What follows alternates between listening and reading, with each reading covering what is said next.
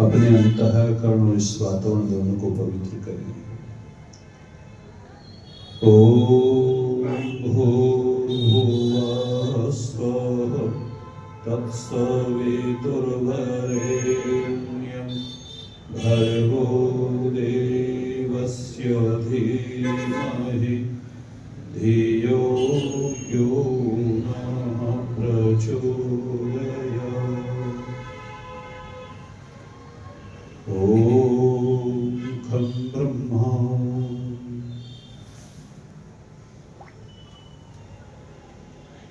समादरणीय पूज्यपाद स्वामी शिवानंद जी महाराज, आज इस मंच के युवा और ओजस्वी गायक भाई भीष्मार्य जी, और जिनको भी आप लोग सुन रहे थे भाई आचार्य अमित जी, आज इस मंच की सर्व पदाधिकारी सदस्यगण, रात्रिकालीन सभा में उपस्थित देवियों और सज्जन प्यारे बच्चों, लंबा समय आप लोगों को सुनते सुनते हो गया है। स्वामी श्रद्धानंद के विषय में भीष्म जी, श्रद्धेय स्वामी जी महाराज, आचार्य जी अपने वक्तव्य को प्रकट करके गए। स्वामी जी के विषय में जितना आप लोग समझ सकते हैं समझें, जानने का प्रयत्न करें। और मेरा ये मानना है कि आप उनके जीवन परिचय को एक बार पढ़ें। दुनिया में जब कोई अपना जीवन परिचय लिखता है तो अपनी अच्छाइयों को ज्यादा लिखता है, बुराइयों को कम लिखता है। लेकिन स्वामी श्रद्धानंद एक ऐसे लेखक हैं, जब उन्होंने अपने जीवन परिचय को लिखा कल्याण मार्ग का पथिक हो, तो किसी ऐसे पहलू को नहीं छोड़ा उन्होंने जो उन्होंने न लिखा। अपनी तमाम बुराइयों का जिक्र भी किया और अच्छाइयों का जिक्र भी किया। स्वामी श्रद्धानंद का जीवन आप लोगों के बीच में प्रकट हो रहा था। उत्तराखंड एक राज्य पड़ता है आपके पास में, उत्तर प्रदेश के निकट है, इसी से टूट करके अलग हुआ है। उत्तराखंड की पहाड़ियों में यदि आप पहुंचेंगे तो वहां जो दलित लोग रहते हैं, उनको यदि आप पूछेंगे आप कौन है, तो वो एक ही शब्द कहते हैं, आर्य। कभी जाना उस और आपको पता लगेगा। उनसे पूछें आप आर्य कैसे हैं, तो वहां पता चलता है स्वामी श्रद्धानंद का क्या कार्य था।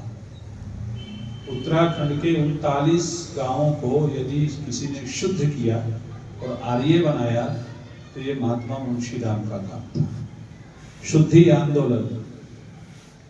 आज जो कश्मीर आपके हाथों से निकल करके अब आपको प्राप्त होने की स्थिति में है, यदि उस समय स्वामी श्रद्धानंद को वहां के पंडितों ने धक्के दे करके न निकलवाया होता, तो पंडितों को न निकलना पड़ता वहां से। इसके पीछे कारण यही कि शुद्धि के लिए स्वामी श्रद्धानंद वहां गए और वहां के सारे पंडित इकट्ठे होकर के राजा के पास गए और कहा कि तुम्हें पाप लगेगा ये। अब राजा घबरा गया और उन्होंने कहा इसको यहाँ से निकाला जाए, श्रद्धानंद को। बड़ा काम किया शुद्धि के विषय में स्वामी श्रद्धानंद ने।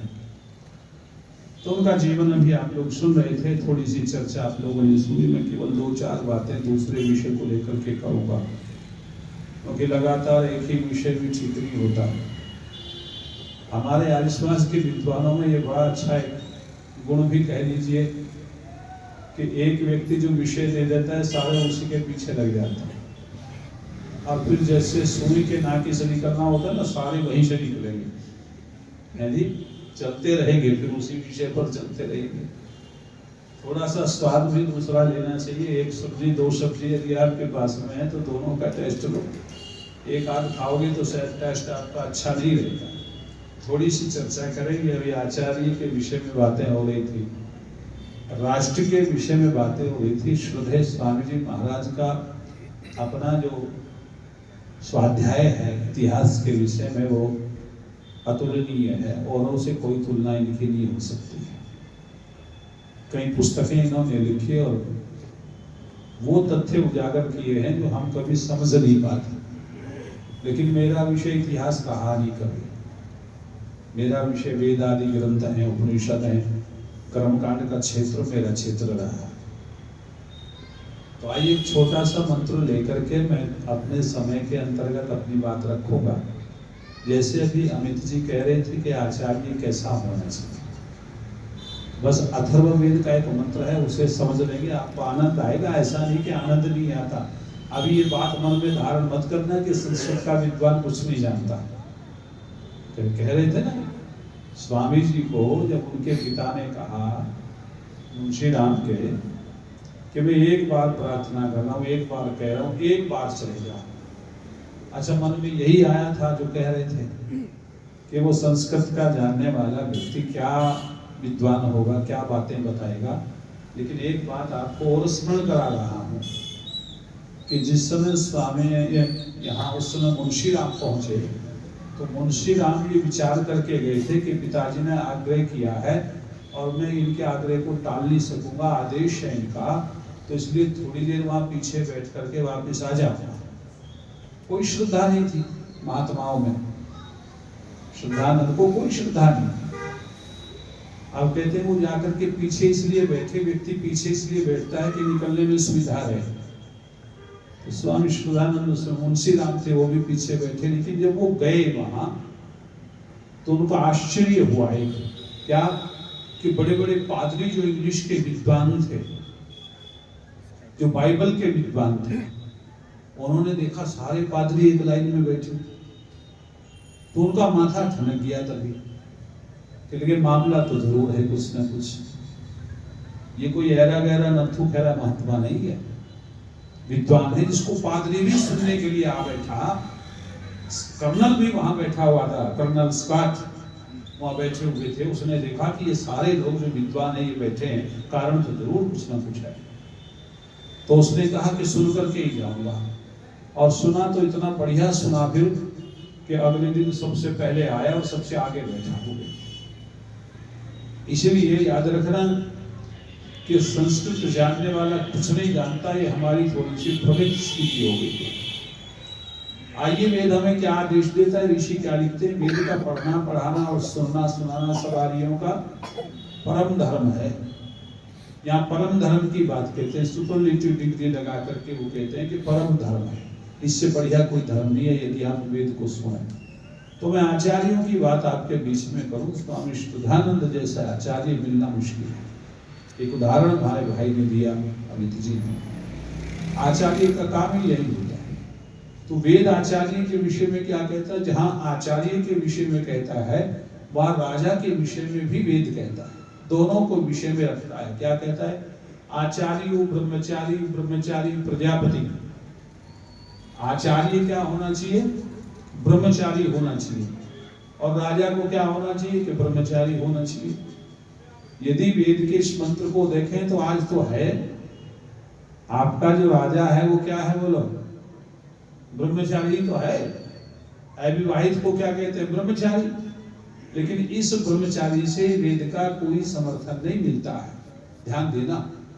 क्योंकि यहाँ ब्रह्मचर्य का जो अर्थ है, लोगों ने एक ले लिया, क्या, जिसका विवाह ना हुआ हो, जिसने शादी ना कराई हो, वो क्या होता है, ब्रह्मचारी होता। लेकिन ना, ब्रह्मचारी का ये अर्थ कदापि नहीं है।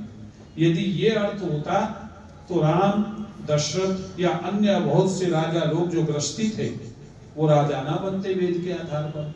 सबको ब्रह्मचारी होना चाहिए था, अविवाहित होना चाहिए था। लेकिन मंत्र क्या कहता है, ये विचारणीय है। और वो सारे के सारे गुण स्वामी श्रद्धानंद में उपस्थित थे जो वेद कहता है।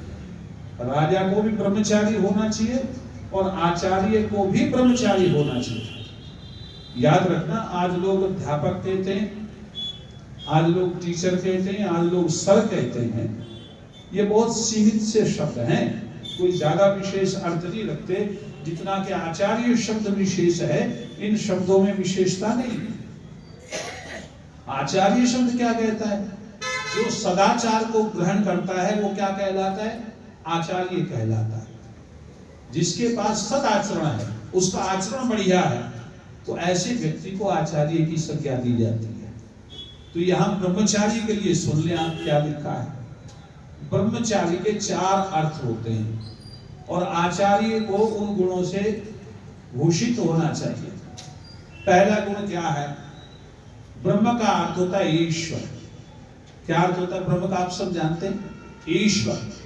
और चर्य का अर्थ होता है चिंतन करने वाला। ब्रह्म ईश्वरम चरति ब्रह्मचारी, जो ईश्वर में रमण करता है, ईश्वर का चिंतन करता है, ईश्वर का भक्त होता है, आस्तिक होता है, ऐसा व्यक्ति क्या कहलाता है? बोलो, ब्रह्मचारी कहलाता है। पहली श्रुत है ये वेद की। वेद कहता है कि जो आचार्य बनता है उसमें पहला गुण होना चाहिए कि वो आस्तिक होवे, ईश्वर विश्वासी होवे। ये पहला गुण है। आज के जो आचार्य है ना, जिनको हम टीचर कहते हैं, सर कहते हैं, उनमें ये गुण नहीं है। बहुत से लोग नास्तिक भी हैं। पहले संदेश देता है वेद, कहता है उसको क्या होना चाहिए? ईश्वर का चिंतन करने वाला होना चाहिए, ईश्वर का भक्त होना चाहिए, उसके अंदर आस्तिकता होनी चाहिए। अच्छा, मैं एक बात आपसे पूछना चाहता हूं कि ईश्वर को ना माने तो क्या दोष आता है? कुछ ईश्वर को ना माने तो क्या दोष आता है? क्या क्यों भाई दोष आता है? बहन जी तो कह रही है दोष आता है। इसके पीछे के कई कारण हैं।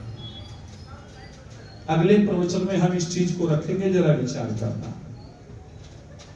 यदि हम ईश्वर को मानते हैं तो उसमें लाभ क्या है, और ईश्वर को नहीं मानते तो उसमें हानियां क्या है? यह भी बड़ा विचारणीय प्रश्न बन गया। आज लोग ये शंकाएं उठाते हैं। और अभी एक प्रश्न भी स्वामी जी कर रहे थे सनातन शब्द को लेकर के, उन्होंने व्याख्या कर दी है उसकी।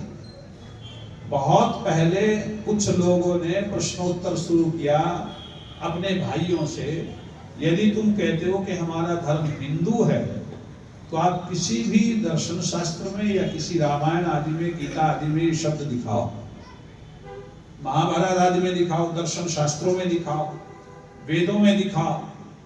बहुत प्रश्न उठाए बहुत पहले, और जब इस प्रश्न का कोई उत्तर नहीं बना तो अब आकर के हमारे ही भाइयों ने हिंदू कहना बंद कर दिया। और क्या शब्द लिया? बोलो, आप बोला करो, क्या लिया? सनातन। देखो सुनो, मेरी बात सुन लो ध्यान से।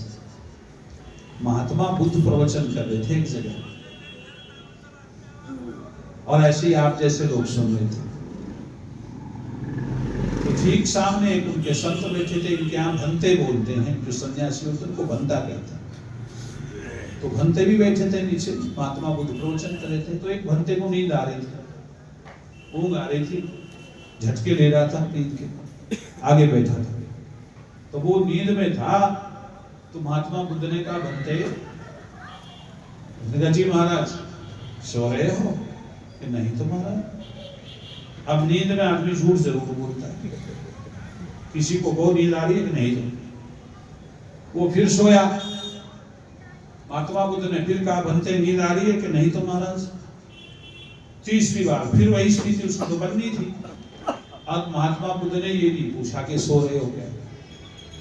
महात्मा बुद्ध ने पूछा, जीवित हो? उसने कहा नहीं तो महाराज।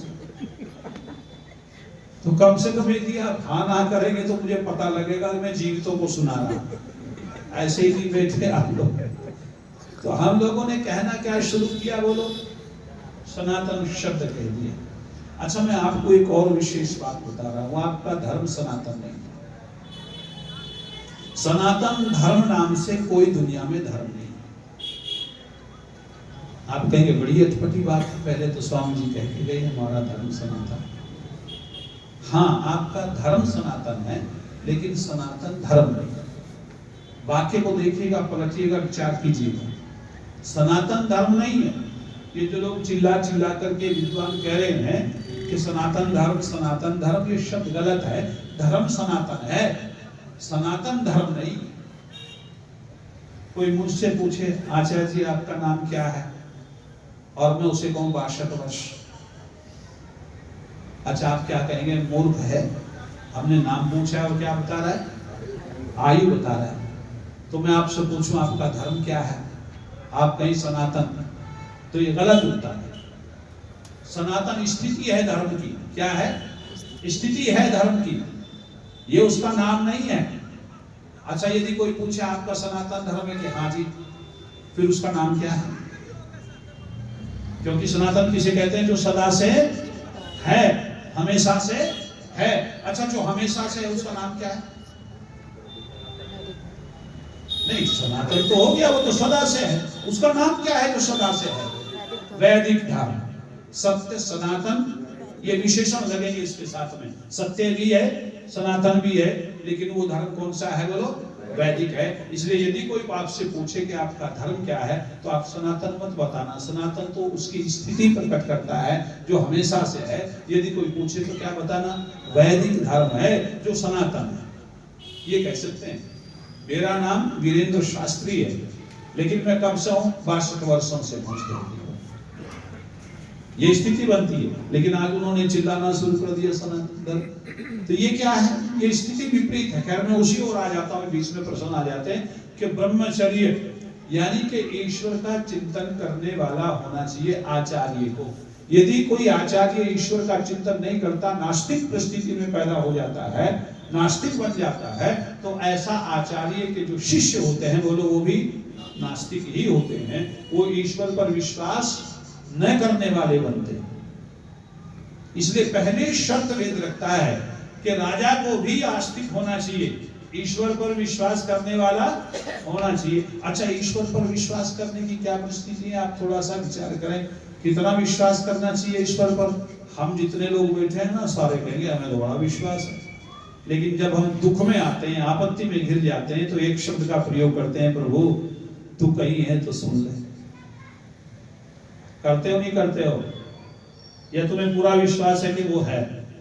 यदि पूरा विश्वास हो कि वो है, तो ये शब्द नहीं कह सकते आप कि तू है तो सुन ले। लेकिन आज मैंने सुना है लोगों को कहते हुए, ईश्वर तू कहीं है तो हमारी भी सुन ले। इसका मतलब उसे पूर्ण विश्वास नहीं है। मैं आपको छोटी सी घटना, ऐतिहासिक घटना सुनाता हूं। जहां स्वामी शुद्धानंद का नाम हम लोग ले रहे हैं। ज्वालापुर में एक गुरुकुल है जिसको आजकल स्वामी रामदेव जी संभालते हैं। ये गुरुकुल स्वामी दर्शनानंद जी ने खोला था, और दर्शनानंद जी ने जब ये गुरुकुल खोला तो चला, बहुत अच्छा चला। आज भी उसकी बिल्डिंग ये कह रही है कि ऐसी बिल्डिंगें मिलती नहीं है, बड़ा पैसा लगा। एक समय वो आ गया दर्शनानंद जी के पास में कि 150 के लगभग विद्यार्थी थे, और गुरुकुल में खाने की कोई व्यवस्था नहीं थी। दोपहर का समय, खाने की कोई व्यवस्था नहीं थी, भोजन की कोई व्यवस्था नहीं थी। पाचक जो रसोईया था, उसने आकर के स्वामी जी को कहा, दर्शनानंद जी को, कि स्वामी जी भोजन की व्यवस्था नहीं है दोपहर की, बच्चों को क्या खिलाएंगे? तो आप सुनना आ रही हो, स्वामी दर्शनानंद कहते हैं, क्या तुम्हें ईश्वर पर विश्वास नहीं है? अब वो तो रसोईया था, वो कोई भक्त थोड़ा ही था, या कोई साधक थोड़ा ही था, वो तो रसोईया था। उसने कह दिया हाँ विश्वास है। मैंने कहा जाओ फिर, जो विश्वास है। थोड़ी देर में फिर आ गया वो, क्योंकि उसे तो वो था ना कि बच्चों को क्या खिलाऊंगा, क्या पकाऊंगा। बच्चे तुझसे पूछेंगे, आचार्य जी से थोड़े पूछेंगे। वो फिर गया स्वामी जी कहने लगे, अच्छा इसका मतलब तुझे ईश्वर पर विश्वास नहीं। वो फिर चला गया, फिर आया, स्वामी जी कुछ प्रबंध कर लो, खाने के लिए कुछ नहीं है। स्वामी जी के आंखों में आंसू थे, स्वामी जी चुपचाप बैठे थे। उनकी हालत को देख करके, कह करके इतना, फिर वापस चला गया। थोड़ी देर बाद फिर आया, स्वामी जी सामान्य स्थिति में थे। उसने कहा स्वामी जी, उसने कहा तुम्हें ईश्वर पर विश्वास है ही नहीं, तुम झूठ बोलते हो, जाओ अपना काम करो। कहते हैं वो चला गया, वो फिर आया और उसने कहा स्वामी जी मैं क्या करूं, मुझे बताओ। ईश्वर का विश्वास अलग है, मुझे बताओ मैं क्या करूं। तो वहां स्वामी दर्शनानंद कहते हैं, सुनो, भोजन का जिस समय हो जाए तो घंटी बजा देना। कि घंटी तो बजा दूंगा, बच्चे क्या मुझे खाएंगे? उसने कहा तुम घंटी बजाना समय पर, 12 बजे ठीक घंटी भोजन की बजती है। भोजन की घंटी बजी, बच्चे अपने अपने पात्र लेकर के भोजनशाला में पहुंचे। वो पाचक फिर गया, स्वामी जी अब क्या करूं, बच्चे पहुंच गए। तो उसने कहा मंत्र पाठ करवाओ। कि मंत्र का क्या था, 1 मिनट में हो जाएगा मंत्र। तो उसने कहा नहीं, ईश्वर स्तुति, प्रार्थना, उपासना, स्वस्ति वाचन, शांतिकरण, ये सारे मंत्र बुलवाओ बैठ करके। अब बच्चे बैठ गए, मंत्र पाठ होना शुरू हो गया। 2 बैलगाड़ियां आकर के बाहर रुकी, 2 बैलगाड़ी। दोनों व्यक्ति पति पत्नी नीचे उतरे, स्वामी जी को पूछा कहाँ है, अपने कमरे में है। वो दोनों गए, स्वामी जी के चरण स्पर्श किए और पूछा महाराज हमसे बड़ी भारी भूल हो गई। क्या भूल हुई? मेरी बेटी की शादी थी और मैं बच्चों को निमंत्रण नहीं दे सका, इसलिए मैं भोजन लेके आया। स्वामी जी ने कहा मुझसे क्या पूछ रहे हो, तैयार बैठे बच्चे। ऐसा भोजन बच्चों ने कभी अपने जीवन में नहीं खाया था, परोसा गया। आंसू निकल रहे हैं, आंसू बह रहे हैं। स्वामी जी को कह रहे हैं प्रभु वास्तविकता है कि तू सुनता है, यदि हृदय से पुकार हो तो क्या होता है बोलो, सुनता है। और उसकी सुनता है जिसे तेरे ऊपर विश्वास है। अच्छा हमें इतना विश्वास है ही नहीं दुनिया में, हम तो यही कहते कहीं है तो सुन ले। तो ये विश्वास की बोलो। एक छोटी सी घटना आपको बता रहा हूं। उत्तरी अमेरिका में एक झरना है और बहुत बड़ा झरना। उस झरने को देखने के लिए दुनिया आती है। गहराई भी काफी है और लंबाई चौड़ाई भी काफी है। तो एक पहलवान ने घोषणा कर दी कि मैं तार से, जैसे सर्कस में चलते थे एक तार पर, ऐसे इसको पार करूंगा और फला तारीख फला समय ये निश्चित कर दिया। शहर के बाहर के लोग भी आ गए देखने के लिए कि कैसे, यदि गिरेगा तो चकनाचूर होगा, नीचे पत्थर है, लंबाई चौड़ाई काफी है, तो कैसे करेगा ये। तार को हेलीकॉप्टर के माध्यम से इधर से उधर फैलाया गया, काफी लंबाई है। उस व्यक्ति ने चलना शुरू किया, लोगों ने देखा, वास्तविकता ये थी, उसका अभ्यास था और वो पार हो गया। जब वो पार हो गया तो उसने उस ओर ये माइक रखा हुआ था पहलवान में, तो उसने कहा दुनिया के लोगों बताओ तुम्हें ईश्वर पर विश्वास है? तो सबने हाथ उठाए, हाँ हमें ईश्वर पर विश्वास है। तो उसने कहा यदि ईश्वर पर विश्वास है तो तुम में से कोई व्यक्ति मेरे कंधे पर बैठे हुए इधर से उधर जाना चाहता। अब सारों ने आंखें नीची कर ली। क्यों? कि मेरी आंखों में आंखें डाल के ये ना कह दे तू ही आ जा। पीछे हटने लगे लोग। तो पहलवान कहता तुम झूठ बोलते हो, तुम्हें ईश्वर पर विश्वास नहीं। 8 वर्ष का एक बेटा था, उसको बुलाया, पहलवान का बेटा था। उसने कहा मेरे कंधों पर बैठो। बेटा बैठ गया। पहलवान ने चलना शुरू किया। लोगों ने कहा खुद तो मरेगा ना, लग बेटे को लेकर मरेगा। लेकिन अभ्यास था, पार हो गया। और कहते हैं जब वो पार हो गया तो उसने फिर माइक उठाया और उसने एक बात की ध्यान देना, आप सब लोग कितनी गजब की बात कहता है। वो पहलवान कहता है सुनो, इस दुनिया से पार होने का, इस झरने से पार होने का एक ही कारण था, मेरे बेटे को मुझ पिता पर पूर्ण विश्वास था। जिस दिन तुमको उस परम पिता पर पूर्ण विश्वास हो जाएगा, इस दुनिया से पार हो जाओगे आप। ये जरूरी है कि इतना विश्वास होना चाहिए परमात्मा पर, वो है और वो सुनता है। इसलिए हमें ईश्वर विश्वासी होना चाहिए, आस्तिक होना चाहिए। पहली शर्त है वेद की। और वे दूसरी शर्त कहता है, ब्रह्म के माने होता है वेद। 2 ब्रह्म है दुनिया में, 2 ब्रह्म, एक तो है पार ब्रह्म और एक है क्षर ब्रह्म। यानी कि जो परमात्मा का ज्ञान है ना वेद, इसको भी ब्रह्म कहा है। ये अक्षर ब्रह्म है और ईश्वर क्या है? परब्रह्म है। तो ब्रह्म के मैंने वेद है और चर्य का मैंने अध्ययन करना। इसलिए ऋषि को लिखना पड़ा कि वेद का पढ़ना पढ़ाना और सुनना सुनाना ज़बानी का परम धर्म है। वह व्यक्ति ब्रह्मचारी होता है जो वेद का अध्ययन करता है, वेद को पढ़ता है, वेद का स्वाध्याय करता है। इसलिए आचार्य को वेद का विद्वान होना ही चाहिए। जो आचार्य वेद का विद्वान नहीं होता है, ऐसा व्यक्ति अपने शिष्य को विशेष ज्ञान नहीं दे सकता। आप ये मत समझना कि जितनी साइंस है, जितना विज्ञान भरा पड़ा है, ये बाहर है। नहीं, वेद में बहुत बड़ा विज्ञान भरा पड़ा है। मैं एक छोटी सी घटना सुनाता हूं आपको। रामायण कितने लोगों ने पढ़ी है? लगभग सभी ने पढ़ी होगी, है जी। लेकिन पढ़ी है बस, चिंतन नहीं किया। मेरा एक प्रसंग मुझे जब पढ़ने को मिला तो मैं सोचता रहा काफी समय। क्या सोचता रहा, ध्यान से सुनना, मैं तुम्हें साइंस बता रहा हूँ। आज का विज्ञान मुकाबला नहीं करेगा आपका। बस कमी क्या है कि हम लोग उस ओर जाना नहीं चाहते। हमने अपने साहित्य को छोड़ करके दूसरों के साहित्य को पकड़ लिया और हम पीछे रह गए। झूठन चाटने की आदत हो गई है हमारी। मैंने जब रामायण को पढ़ा तो वहां एक प्रसंग आता है कि मेघनाद दोनों को, राम और लक्ष्मण को, किसमें बांधता है? एक रस्सी होती है, ब्रह्म फांस कह लीजिए, उसे नाग फांस कह लीजिए। नाग फांस शब्द वहां आया है। नाग फांस क्यों कहा है? कि एक किस्म का घास होता है, उससे रस्सी बनाई जाती है, और वो जो घास होता है जिसकी रस्सी बनती है, जितना उससे पानी लगेगा वो उतनी जकड़ी जाएगी, उतनी कठोर होती चली जाती है, वो खींचती चली जाती है।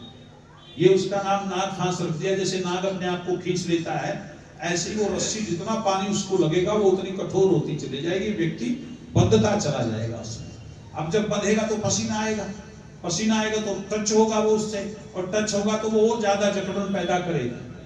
तो ये नाग फांस है। तो कहते हैं नाग फांस में बांध करके मेघनाद अपने पिता रावण के पास जाता है और कहता है कि अब राम और लक्ष्मण थोड़ी देर में मर जाएंगे, मैं नाग फांस में बांध के उनको आया।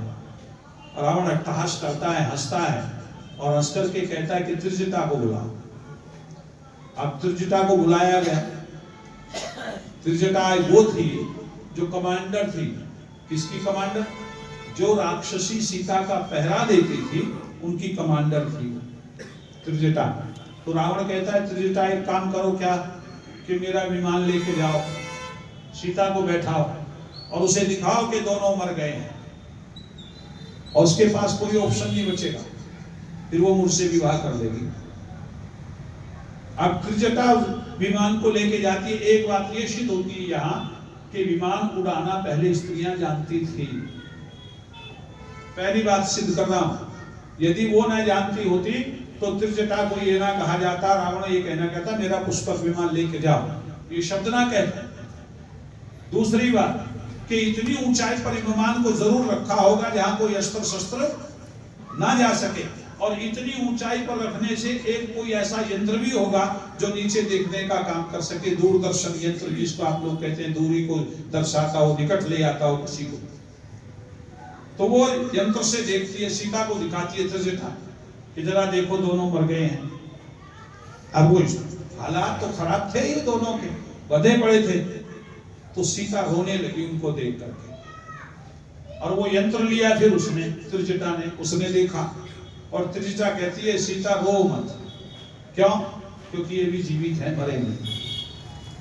सीता ने कोई निश्चेष्ट पड़े हैं, कोई चेष्टा नहीं है इनमें, ये तो मर ही गए हैं। तो उसने कहा नहीं, मरने वाली की एक विशेषता होती है, क्या?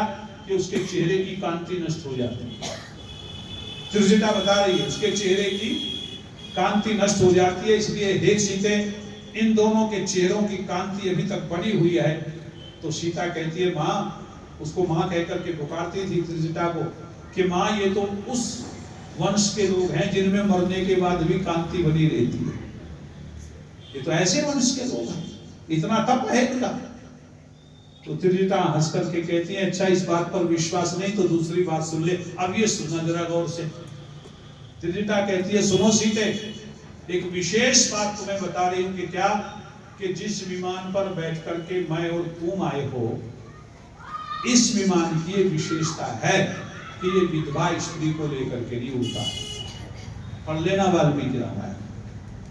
विधवा स्त्री को लेकर के ये विमान नहीं उड़ता, ये इसकी विशेषता है। और ये उड़ रहा है, ये साबित करता है कि ये दोनों अभी जीवित हैं, तू विधवा अभी नहीं हुई है। जोर लगाओ यहाँ की साइंस से भी ऐसा कोई याद बना ले। ये मैं नहीं कहता, वाल्मीकि रामायण पढ़िएगा। तो इसलिए जो लोग ये कहते हैं कि साइंस अब आई है, नहीं, पहला विज्ञान यदि देखें तो इससे कहीं बदतर नहीं था, बेहतर ही था। आज का विज्ञान जब बनता है, मेरे एक शिष्य हैं रणवीर शास्त्री, उन्होंने कहा गुरुजी विज्ञान पहले ज्यादा था या अब? स्वभाव से मैंने कह दिया पहले ही ज्यादा था, अब नहीं है। तो उसने कहा खुदाई में जो है कंप्यूटर क्यों नहीं निकलते? खुदाई में मोबाइल क्यों नहीं निकलते, सिल बट्टाई क्यों निकलता है? वो जो मशीन होती है जिसको आप जो जूसर मिक्सर वगैरह बोलते हैं, ये क्यों नहीं निकलते जब साइंस पहले थी? बात उसकी भी उचित थी। अब मैंने उसे समझाने का प्रयास किया। याद रखना, आज का वैज्ञानिक और पहला वैज्ञानिक दोनों में अंतर था।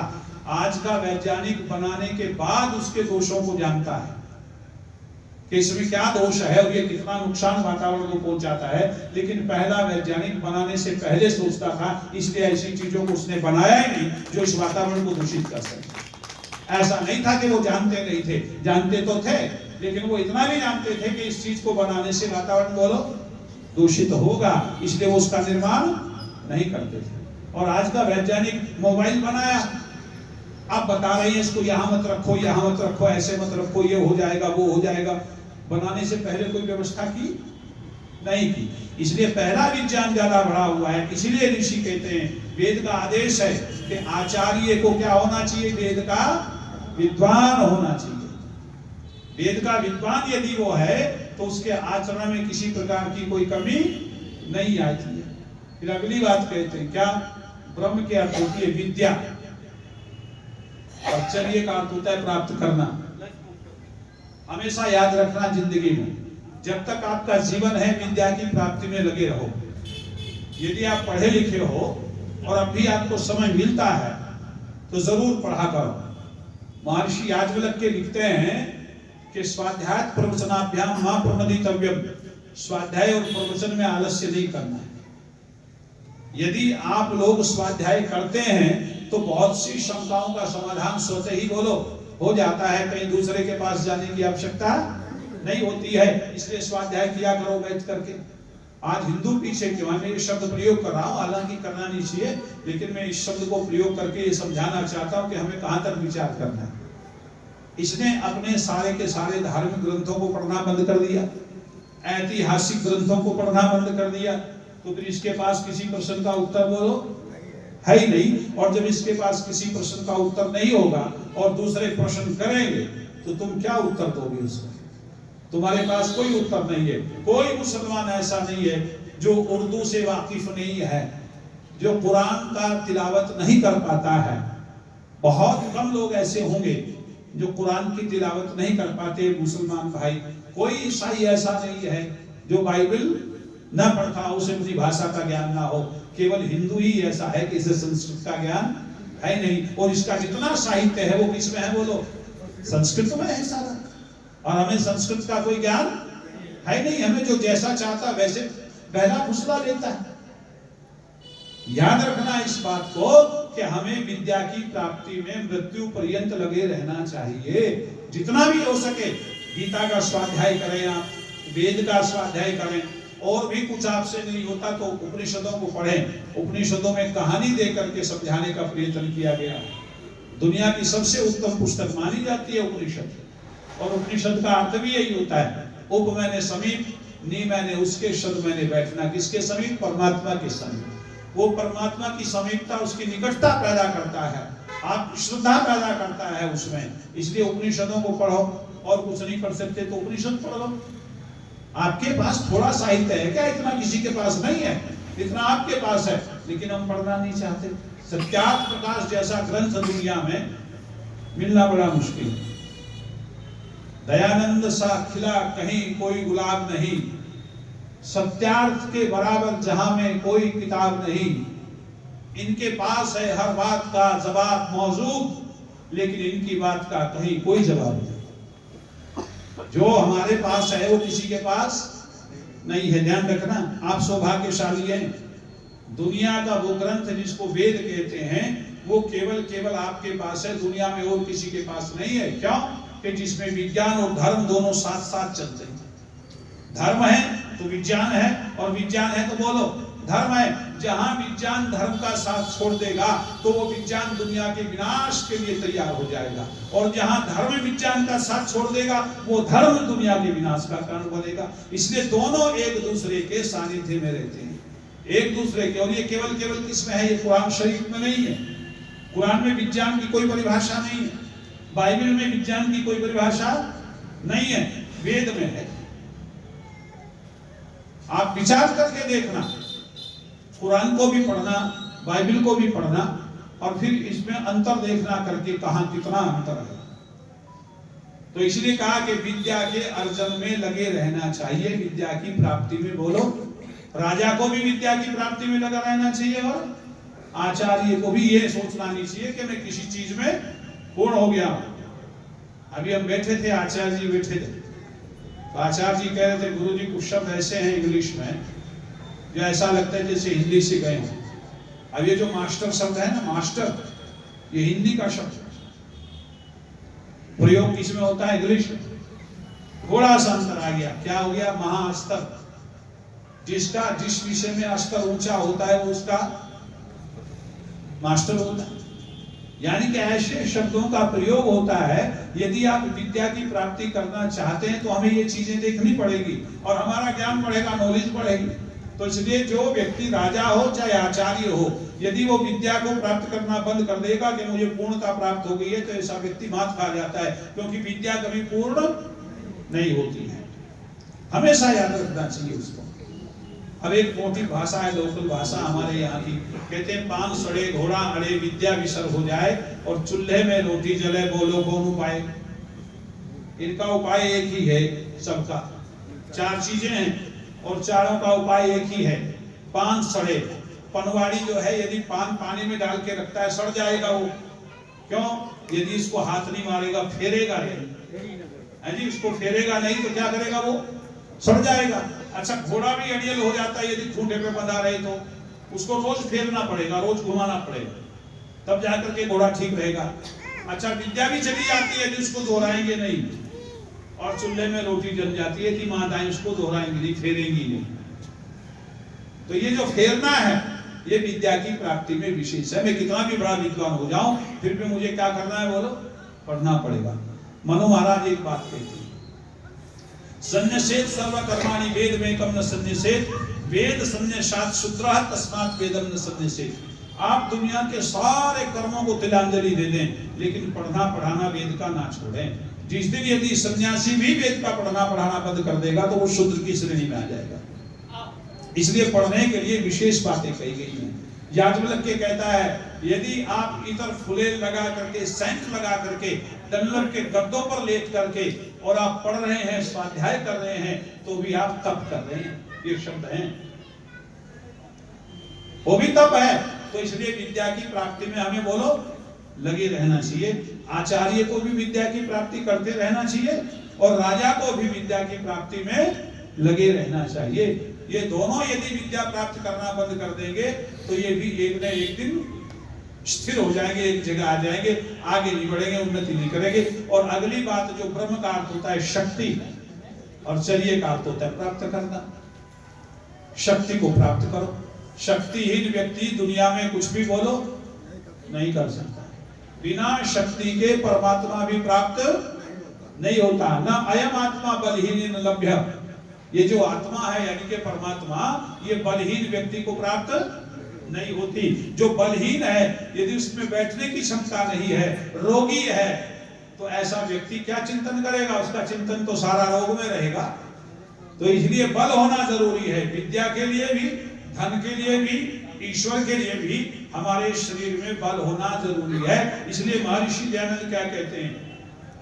संसार का उपकार करना इस समाज का मुख्य उद्देश्य है, अर्थात शारीरिक उन्नति। पहली उन्नति कौन सी है? बोलो, शारीरिक। और यदि शारीरिक उन्नति नहीं है तो अगली कोई उन्नति हो नहीं सकती आपकी। तो इसलिए ऋषि लिखते हैं शारीरिक उन्नति जरूरी है। तो यही बात है कि जो शक्ति संपन्न है दुनिया में, वही कुछ करने के लिए आगे बढ़ जाता है। ये शक्ति शारीरिक भी होती है, ये शक्ति आत्मिक भी होती है, ये शक्ति सामाजिक भी होती है। कई प्रकार की शक्ति है। धन बल है, जन बल है, विद्या का बल है, कई बल है, लेकिन विशेष करके शारीरिक शक्ति आपके पास में होनी आवश्यक है। यदि ये चीजें नहीं है, चार चीजें आपके पास में नहीं है, तो न आप आचार्य हैं और न आप राजा। अब ये चार चीजें बताई। तो अभी आप देखें, स्वामी श्रद्धानंद को मैं वहीं आ रहा, घूम के वाणी को विराम दे रहा हूँ, काफी समय हो गया। स्वामी श्रद्धानंद इन चारों चीजों में निपुण थे। बताया सुधे स्वामी जी महाराज ने कि घंटा घर पर वो वाकया दुनिया का सबसे बड़ा वाकया है इसी समय स्वामी शुद्धानंद अंग्रेजों की संगीनों के सामने अपनी छाती खोल करके खड़े हुए और ये शब्द का गोली चलाओ। ये कौन सी शक्ति थी? आत्मिक शक्ति। शारीरिक शक्ति नहीं मानेंगे इसकी, क्या कहेंगे? आत्मिक शक्ति। और वो व्यक्ति कभी घबराया नहीं, किसी कार्य में पीछे नहीं हटा। मेरी एक घटना याद है, शायद आप लोगों के सुनी होगी या नहीं सुनी होगी। स्वामी जी महाराज बैठे अपने कार्यालय में कुछ कार्य कर रहे थे। सायंकाल का समय हो गया था, अंधेरा छिटपुट हो गया था। चटाई पड़ी हुई थी, दरवाजा नहीं था, चटाई थी। जंगल का शेर घूमते घामते, आपने देखा पहला गुरुकुल कांगड़ी जो गंगा के पार है, बहुत कम लोगों ने देखा, उसकी बातें हैं ये तो बाद में बना इधर तो, वो पहले बना। तो चटाई से धीरे से एक शेर ने अंदर प्रवेश किया। अच्छा, कोई और होता तो घबरा जाता, लेकिन स्वामी जी ने देख लिया उसे दीपक के प्रकाश में। ये लाइटें नहीं थी, उसने देखा स्वामी शुद्धानंद ने कि शेर का मुख है, शेर आ गया। तो उन्हें और कुछ नहीं देखा। वो डस्टबिन जो होता है, इसमें कागज रखे जाते हैं, फाड़ करके रख देते नीचे, वो डस्टबिन उठा करके उसके सर के ऊपर मारा। वो जो कागज थे जो फड़फड़ाए, वो तो शेर घबरा गया। ये क्या चीज है? वो जो फड़फड़ाए वो ज्यादा आवाज की और शेर के ऊपर गिरे तो शेर वापिस भाग गया। ऐसा ही नहीं था कि उनके अंदर आत्मिक शक्ति नहीं थी, बहुत थी, शारीरिक शक्ति का भी थी, बुद्धि का बल बहुत ज्यादा था। इसलिए ऐसा व्यक्तित्व इस वेद के मंत्र पर खरा उतरता है। ईश्वर पर विश्वास, वेद का विद्वान, विद्या की प्राप्ति में संलग्न रहने वाला और शक्ति संपन्न, जब ये चार चीजें व्यक्ति को मिलती हैं तो दुनिया का सबसे अव्वल व्यक्ति माना जाता है। इसलिए आप लोग विचार करें, बैठ करके सोचें कि हमें ऐसे आचार्यों की आवश्यकता है। स्वामी जी के पास शारीरिक शक्ति है क्या? शिवानंद जी के है, बूढ़े हो चुके हैं, दाढ़ बताओ अब भी कैसी है। यहाँ तो आराम से बोल रहे थे वो, है नहीं? आत्मिक शक्ति आत्मिक कमाल की है, निर्भीकता कमाल की है। हमने देखा है लोगों को डरते डरते बोलते, लेकिन स्वामी जी कभी अपने जीवन में डर के नहीं बोले।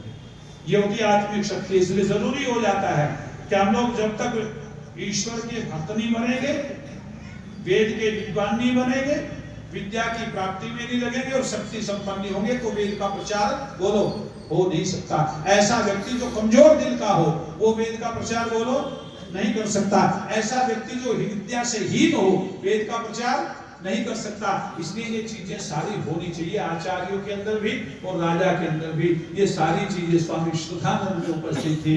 इसलिए आज वो अपनी ख्याति प्राप्त कर चुके, गुरुकुल कांगड़ी जैसे विद्यालय को जन्म दिया, विश्वविद्यालय बन गया आज। लेकिन बड़ा दुख होता है कि जिस उद्देश्य के लेकर के स्वामी जी ने उस विद्यालय की स्थापना की थी, आज वो चीजें वहां पढ़ाई नहीं जाती।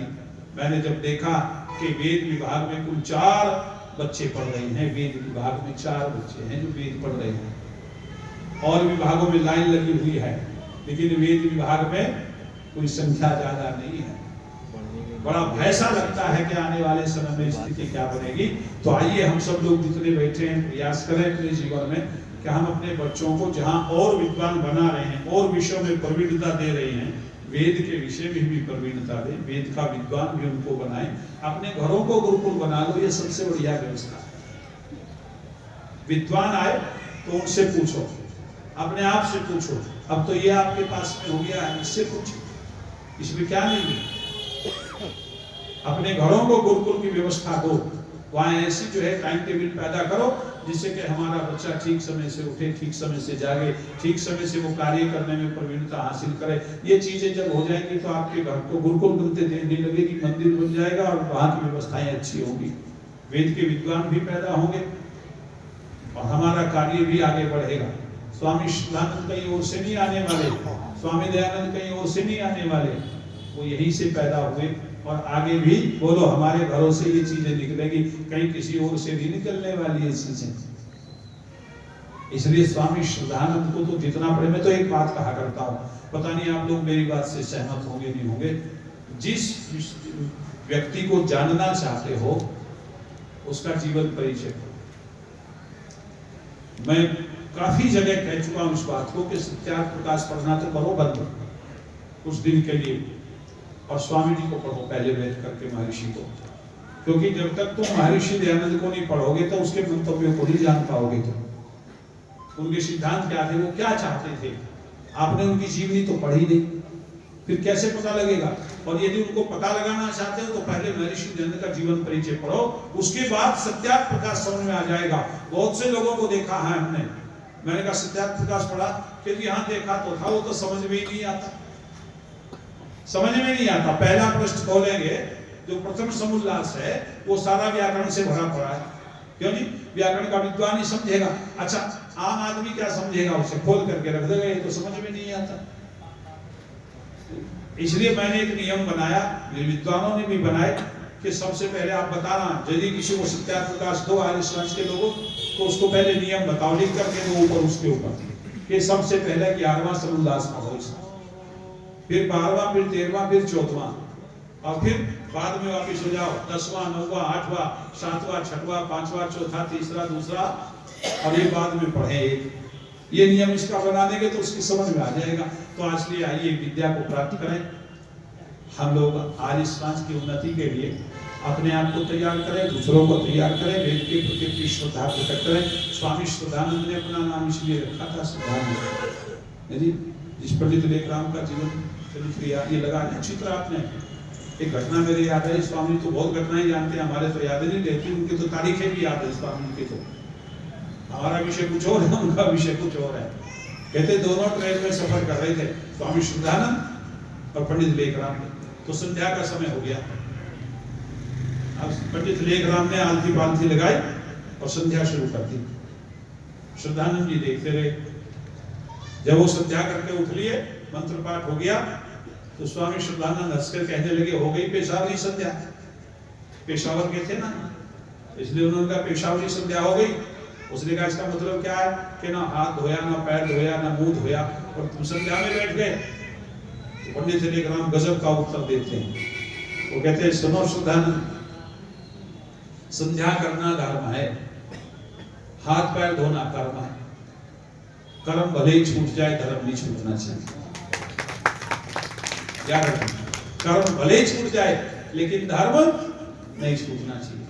और जिसने धर्म को त्याग दिया तो समझो धर्म ने उसको त्याग दिया। इसलिए आइए अपने धर्म के विषय को जानें, अपने जीवन को बढ़िया बनाएं, उत्तम बनाएं, अपने परिवारों को शिक्षित करें, अपने पूर्वजों का जीवन परिचय अपने घर में रखें। स्वामी श्रद्धानंद का, दयानंद का, लेखराम आदि का, गुरुदत्त विद्यार्थी आदि का बच्चों को जरूर पढ़ाएं, खाली समय में जरूर बताया करें, तभी हमारा उद्धार होगा। ऐसे सुनने सुनाने से कोई ज्यादा लाभ हम लोग तो ले सकते हैं, लेकिन हमारे बच्चे ये लाभ नहीं ले सकते जब तक हम उनको उनके प्रति सचेत नहीं करेंगे। तो आप सबका बहुत बहुत धन्यवाद। इति ओम शांति।